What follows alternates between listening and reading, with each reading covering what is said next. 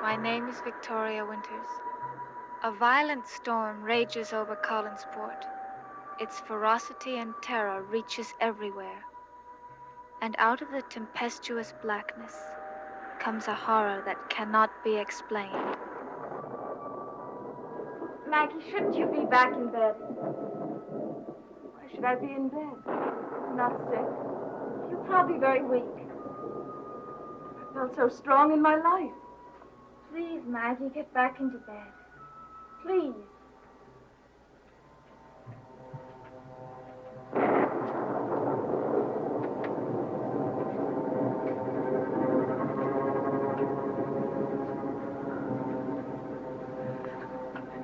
Leave me alone. I think you should just lie quietly.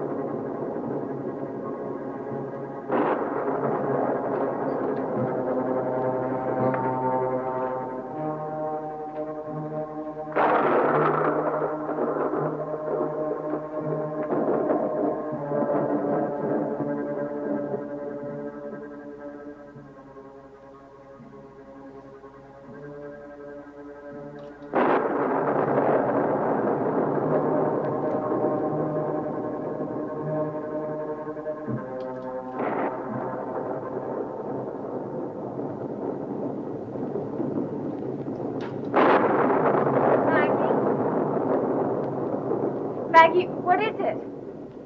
Maggie, what's wrong? Maggie, are you all right?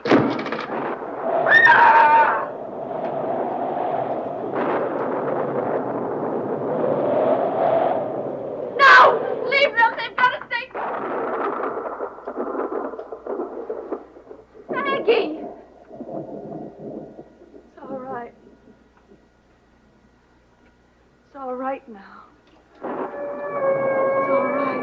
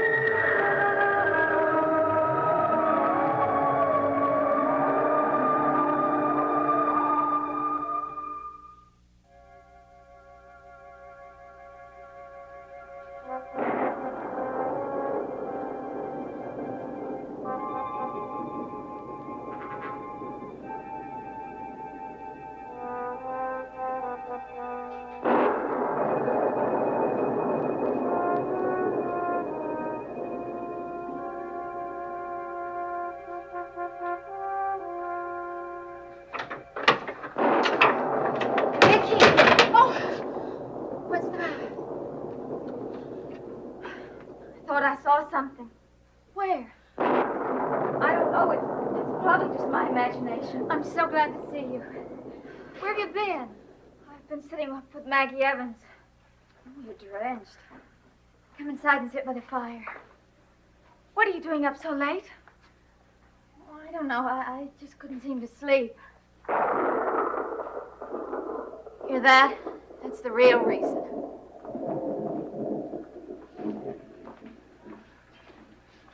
Thunder seems louder tonight. What do you mean? Louder and angrier. What's that? Must be the power lines. The wind is awfully strong tonight. Oh, Vicky, I hope the lights don't go out. Not on a night like this.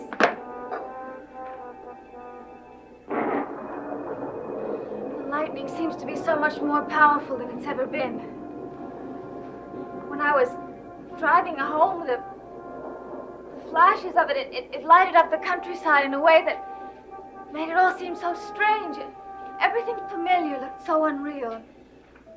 And I kept seeing things that weren't there. Shapes and forms, and several times I had to swerve the car because I thought there was something or someone in the road in front of me. We make a great pair. I've never felt like this before.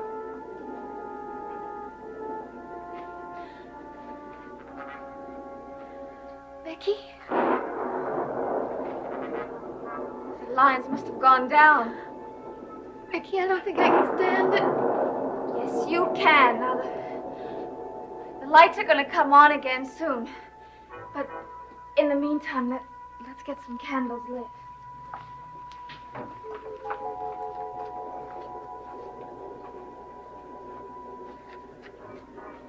How long do you think it'll be before the lights come back on?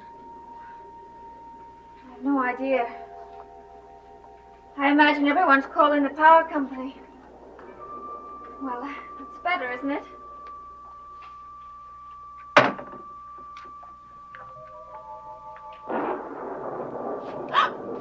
What's the matter? I thought I saw something at the window. Vicky, did you? I don't know. I don't know. Carolyn, this has been happening to me all night. It started when I was at Maggie's house. The storm began when I was there. The lightning was so strong that each flash was almost blinding. And then suddenly the French doors burst open. And there was a huge flash of lightning, and I saw as clearly as I see you the shape of a man in the garden. Well, I was so petrified that I couldn't move. And then there came another flash, and he was gone.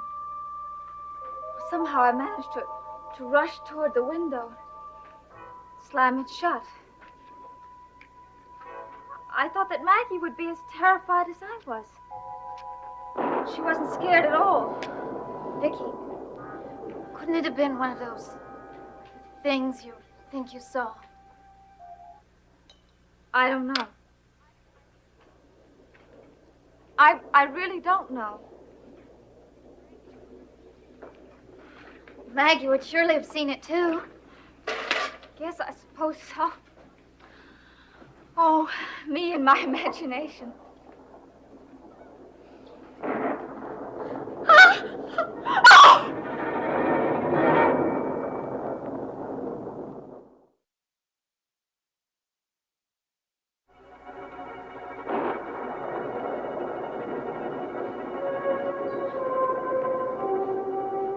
Mr. Collins?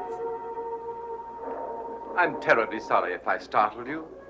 I knocked, but the thunder must have drowned the sound. May I come in? Yes, certainly. What happened to the electricity? A power failure. The lights flickered a couple of times and then went out. Well, now that's something I don't have any problem with. No, you certainly don't.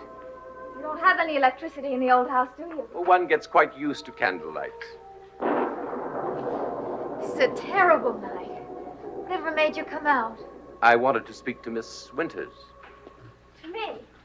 You were with Miss Evans tonight, weren't you? Yes, I was. How is she? The doctor gave her a transfusion last night. She seems to be much stronger. Well, now, that kind of news makes the night seem less bad. You're soaking wet. Please, take off your coat and stay with us a while. Thank you.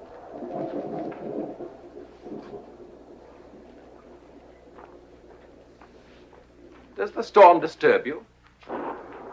Tonight it does. You know, this is an exquisite room. How wonderful to see it this way, by candlelight, the way it was designed to be seen. Well, it is very romantic, but I think I could do without the lightning. Well, surely you're used to the storms. I'll never get used to them. There have been worse storms here. Storms that have made people huddle in these very rooms and in the rooms of the old house, such as we're doing right now.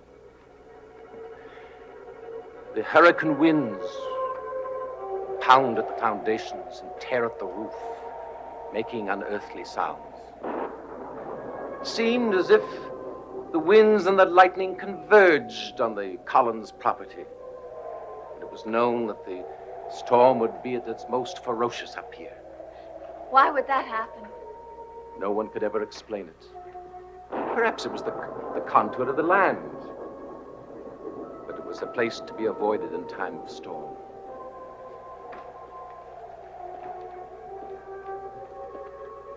There were storms that drove ships onto the rocks below Widow's Hill. The great masts snapping, the decks awash with the foaming sea. The cries of men being swept overboard, never to be seen again, but forever mourned by their widows. Listen. Hear that? The wind? Yes. Sorrowful sound. The sound of grieving, of hopelessness and despair. There were times when the moaning of the winds could be confused with the cries of the widows keeping their endless vigil.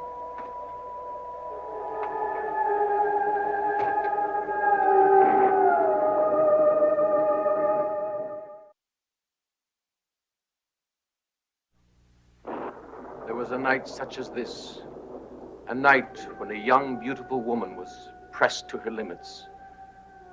She could no longer accept what the future held for her. She knew she had to destroy herself before she became something she did not want to be.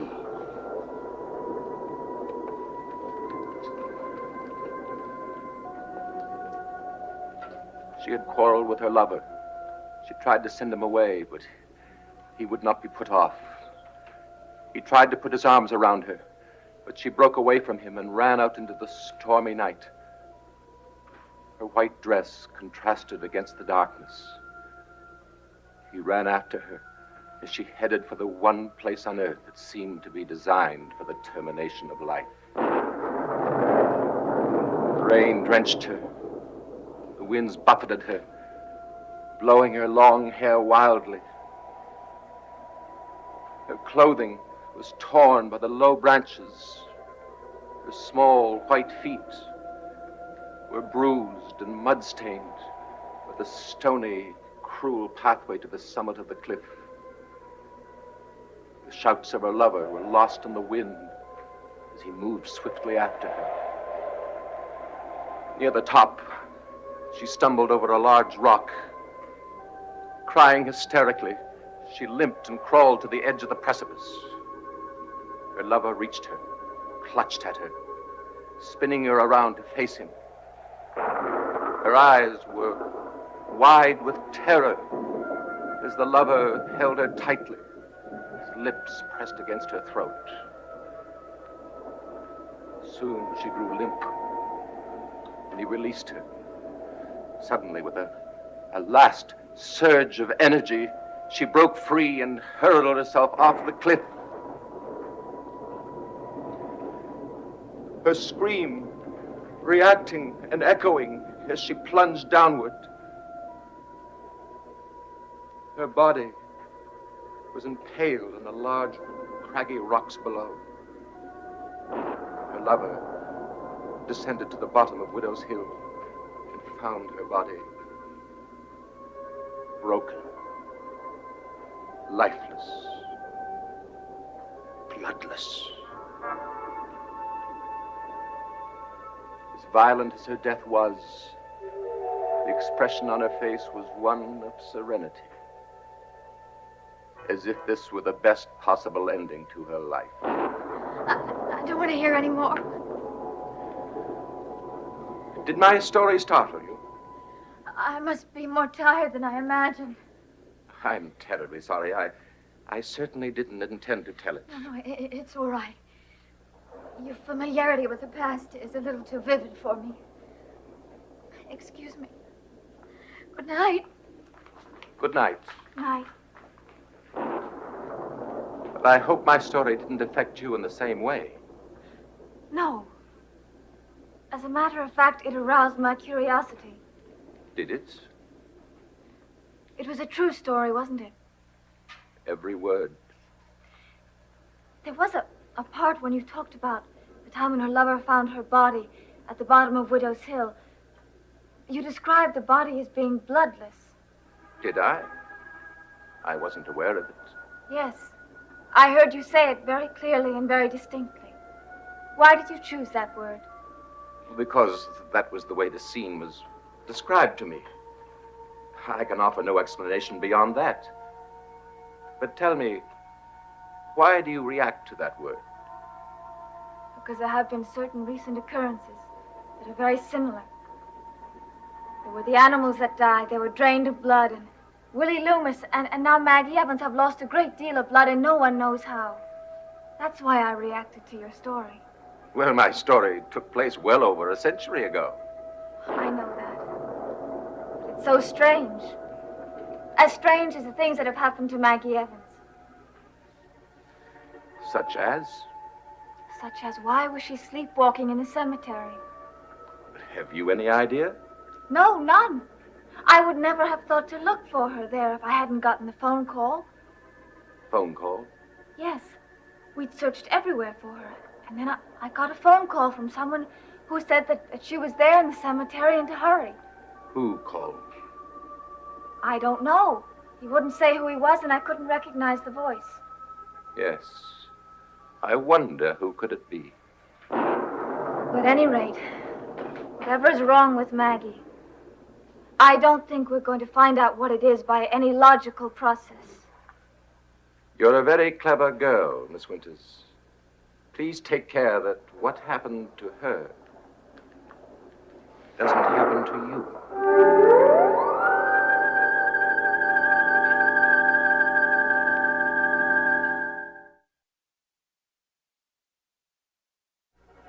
What do you mean? Just that I shouldn't like to see you with the same illness that she has. But how could that happen to me? It could happen to anyone. Pardon me. I wasn't sure anyone was in here. No, I'm just getting ready to go up to bed. And I hope I'm not interrupting. Not at all. Well, you better go up and see Mrs. Stoddard and tell her she should pay more attention to her electric light bills. Well, now I must leave and let this household get back to sleep. Oh, I don't think there's much chance for sleep tonight, not with that going on out there. Well, if you'll excuse me now, I'll say good night. Good night, Miss Winters. Good night, Vicky. Well, I've been wanting to have a word or two with you. Isn't it odd? One gets used to electricity, and if you're without it for 15 minutes, you feel like your whole world is coming to an end. What did you want to speak to me about? Well, it's about your servant problem. Willie? Yes. Now, I told you I was keeping an eye on him.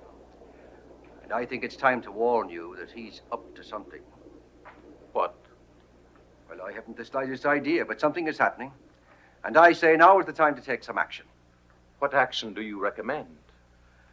Well, now, much as he's my friend and all, I think it's necessary and very important that you get rid of him right away. Well, he seems to be doing so well. Well, then he's putting on an act. Because something is happening. You've got to protect yourself, at least. Well, just what do you think he's up to?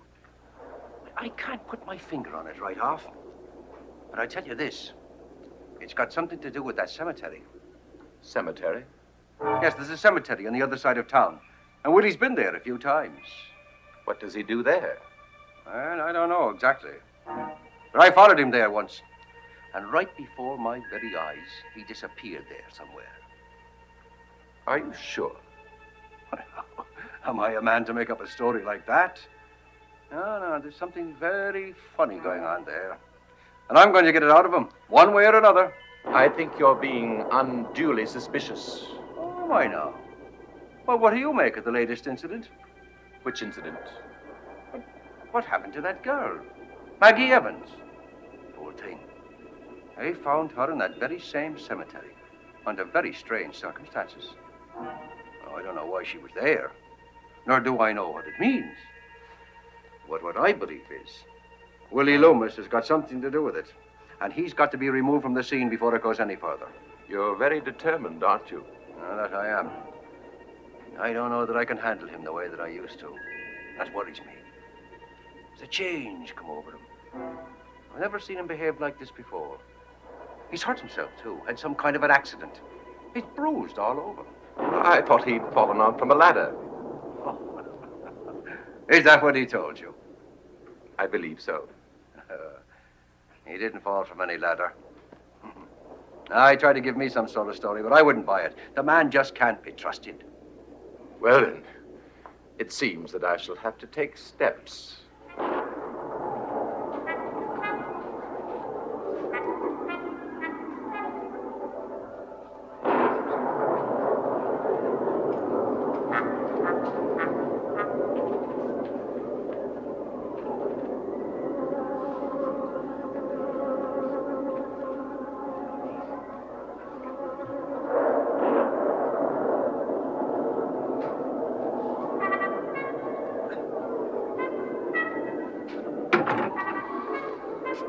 Willie?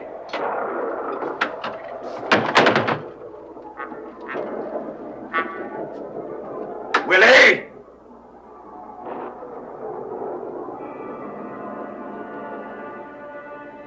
Willie!